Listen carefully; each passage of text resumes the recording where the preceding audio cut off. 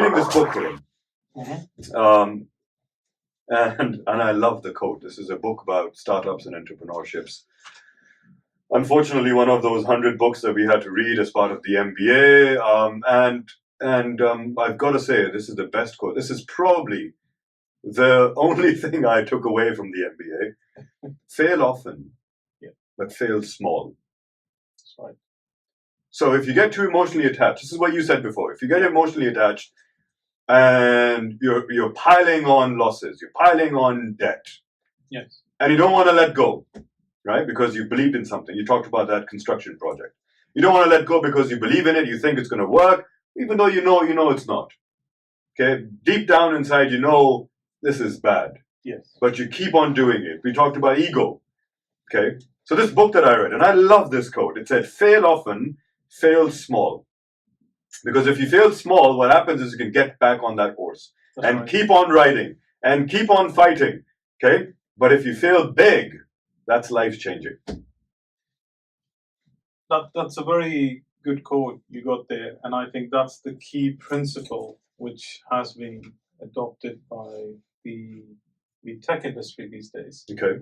And that's one of the reasons for their immense success, how things have revolutionized over the last 10 years, because I was just reading it somewhere, there are certain job titles which didn't even exist like 15 years ago, like the app developer or the influencers and all these things, and these people make tons and tons of money these days. Correct. So one of the key principle which has been used in tech, and which is down to what they call the agile these days, is you fail frequently and you fail fast.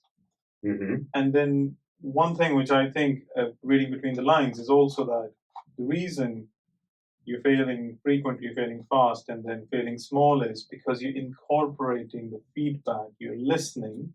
Okay. So you try something, and then you listen to the feedback. And we were talking about earlier that when you're launching a product, a physical product, yes, you need to perfect it. But when you're launching something in the tech industry, you need to get your product out. Right? And you need to, rather than developing a super nice app, which may require, you need to test it, you need to develop it, it needs to work on iOS, it needs to work on Android. Rather than doing all of those things, just launch it. Okay. Right? Launch it, fail. By fail, I mean certain things will not work. You will hear some feedback, then you improve, bring out new features, try it again. Mm-hmm. Right? This time you have improved certain things, you've resolved some of the issues, you've got some new issues out there. Again, what you're doing is you keep coming back to the market, because one thing we need to understand is that market is very important. Let it decide. Let it decide. You rightly said. Let it decide. Listen to what they're saying.